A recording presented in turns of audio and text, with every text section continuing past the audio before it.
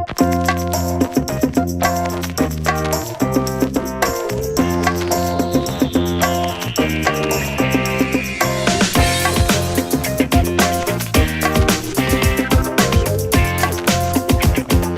my name is Dave Nemrowski, and this is my technology education facility here at Colts Neck High School. What we have here is a split lab or a combination lab where we have a clean or design side, and then we have a dirty or production side. As you'll be able to see, they're not necessarily clean or dirty. We just refer to them that way so that the kids easily remember them and that they know what happens in each specific area of the lab. The whole idea of a split or a combination lab is that students are able to do a lot of learning and design work, essentially pen and paper work, if you will, on one side, and then they could go over to the other side where they're going to be making their products or their solutions out of different materials and utilizing different tools and elements of that nature. What I'd like to do is expand a little bit on the network policy we have here at the Freehold Regional High School District. Before utilizing or obtaining network login, students have to agree to and sign a network use policy. That is pretty much the overarching policy that we have for the district. Once they sign that policy and their parents sign it as well, they get a username and login which allows them access onto the computers. With that username and login, we actually are able to keep track of what sites the students go to as well as what they print. So what I'd like to do is go into a little bit more detail about the clean or design side of a technology education or a STEM education classroom. What's very important is that students have a lot of different resources available to them if they're in a science, technology, engineering, and mathematics classroom, so that they could really utilize and pull from all those different subject areas to develop different solutions to ideas, or to at least start to think about them and understand them, because that's one of the key things, is really understanding what it is you're trying to do. One of the things that we wanted to consider when we redesigned this facility was the orientation of the computer monitors. We wanted to make sure that the teacher is able to see all the monitors at all times. So whether I'm up and helping a student at their individual workstation or helping a student at my desk, I'm able to see exactly what the students are doing for the entire length of the period. One of the things that we'd like to do here at Colts Neck High School is really rely on a lot of free or open source STEM education software, such as different CAD packages or data logging packages. So some of the things that we have on our computer are free software, such as Pro-E, which is available from PTC. We also have a host of other programs, and they're all easily accessible in one folder from our start menu, so that the kids know what they could go to. We have one program called GIMP, which is an open source software version of Photoshop, so they could do photo editing and imaging applications. We also have the Lego software for the NXT, which came with the kit, so we didn't really have to shell out money there.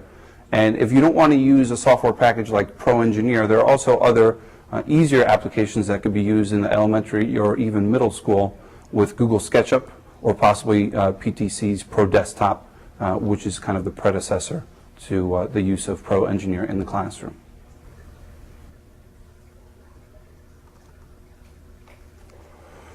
Through the use of voice over IP technology, we're able to communicate very efficiently and effectively to anyone within our district as well as outside the district.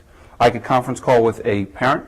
I could also conference call with other students in other school districts and find out what it is that they're doing in their STEM classroom. Since I've already shown you how students kind of design their work, it's also important to highlight some of the ways that students create their work on the digital side. In our facility here, we have 2 network printers, a standard black and white LaserJet printer for printing out documentation. We also have a networked wide format color printer for printing out graphic design work, pictures, brochures, things of that nature. And then we also have a vinyl cutter, which will allow us to also do some graphic design work, as well as some very basic 3D modeling by utilizing sticky backed paper and then registering several slices of the design using register pins to build up a 3D model. Now that we've talked about the design side of the classroom, let's go into the production side and talk about all the different elements that we have in there. Upon entering the production side, it is often emphasized that safety is the #1 concern for myself and all of my students. Upon entering, they'll see the shop safety rules pictured, as well as pick up a pair of eye protection while they're in the production side. From day one, I emphasize safety, and the biggest component to that safety is eye protection. Anytime a student is on the production side of the classroom, they must wear eye protection, whether they're working with machine or a hand tool or material or not. Because if they're not working with something, someone else may be, and there is still the chance of injury. So before they get to work, they must put on eye protection. Here we have our eye protection cabinet, and inside you can see an assortment of different varieties of safety glasses and eye protection. For those of us that need to wear regular glasses, we have eye protection that fits over your frames. And then for the majority of our students, we just have some very nice safety glasses that they could wear throughout their period. The cabinet that we have here is necessary because what happens is when you close the cabinet, there's a safety switch that will turn on an ultraviolet bulb. That ultraviolet bulb will clean and sanitize the glasses in between periods. One of the important things to have in a STEM classroom or technology education classroom, especially on the production side, is workspace. In this classroom, we have quite a bit of workspace. We have several tables throughout the middle of the classroom, as well as some workbenches up along the back windows. On some of the workbenches, we have AC power to accommodate hot glue guns or small hand tools, and on some we don't. We have a variety of different heights to accommodate a variety of different students, and you'll also notice that we don't have any stools on this side of the room. Generally speaking, they kind of get in the way. If a student feels that they need a bench to sit on, they could go to the other side and bring one over, as long as they bring it back.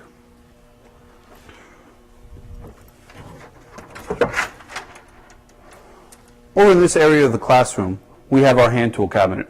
Here we have an assortment of different hand tools that the students may use for a variety of projects, whether it's constructing a CO2 car or working on our hydroponics activities. All the tools are organized in a similar manner so that we have hammers together, screwdrivers together, an assortment of saws. We also have mechanic tools in a toolbox down below, so we have wrenches and pliers and different drivers, as well as any clamps that we may need in the bottom. We try to make sure that everything is visually laid out easily for the students so that they could get what they need and that they could also put it back at the end of the day.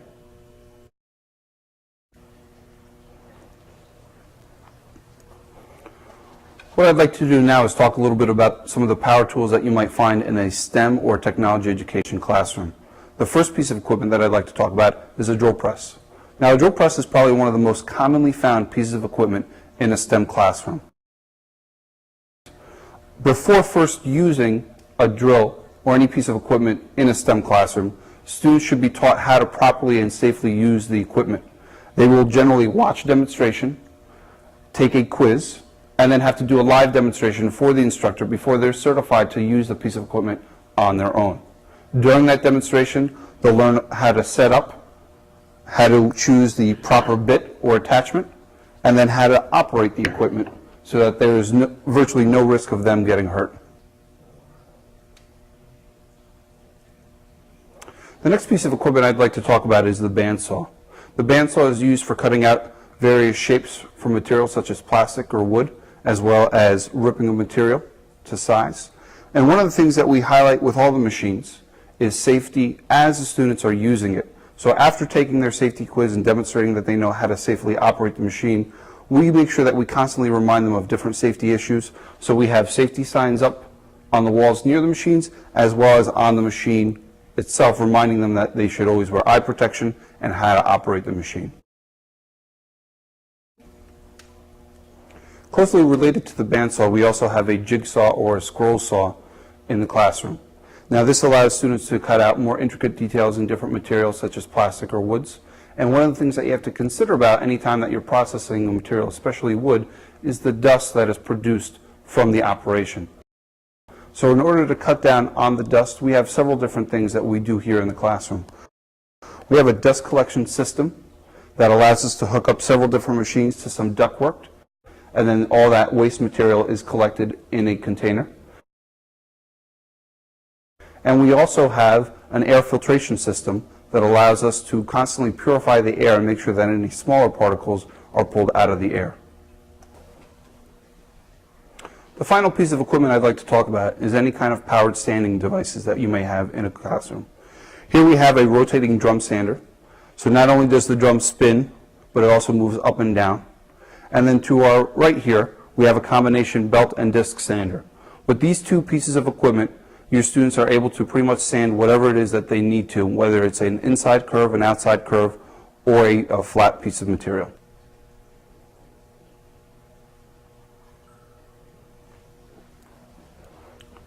If you have the resources and the room, there are some optional pieces of equipment that you might want to have in your STEM production lab. One such piece of equipment is a table saw. By having a table saw, as well as a planer and a joiner, you're able to process large amounts of materials for your students to use. One source for this material might be a small millwork or architectural millwork facility nearby.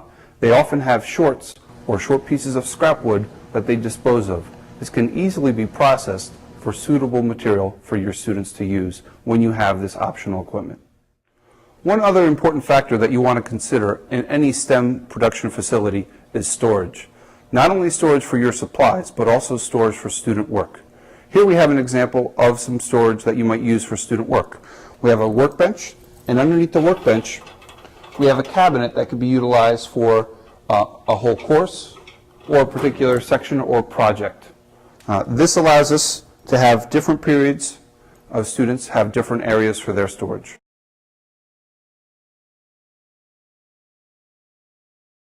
In any STEM production facility, material storage is always an issue. If you want your students to have access to those materials, it's best to store them in metal or wooden cabinets in the room that they're going to be working. If you don't necessarily want your students to have access to them, you could put them in prep rooms or supply closets such as this one.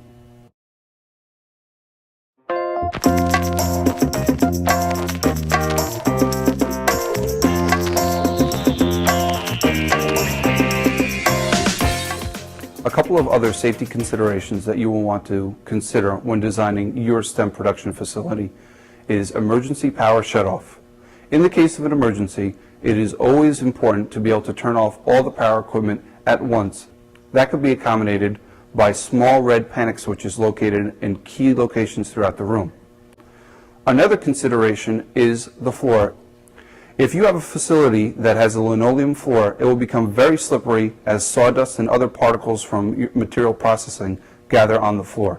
You'll want to make sure that there is a slip-resistant coating of some sort on the floor, and you'll also want to make sure that each area around a power tool is marked off so that only one person is in that area at a time. Some other important general safety features that you should look for in your STEM education lab are extinguishers, fire blankets, and eye wash stations. All of these are very important and are often mandated by state law. When designing and setting up a facility for your STEM or technology education course, the benefits to a split or a combination design and production side classroom are numerous. This allows you to have multiple courses of different variations in one facility.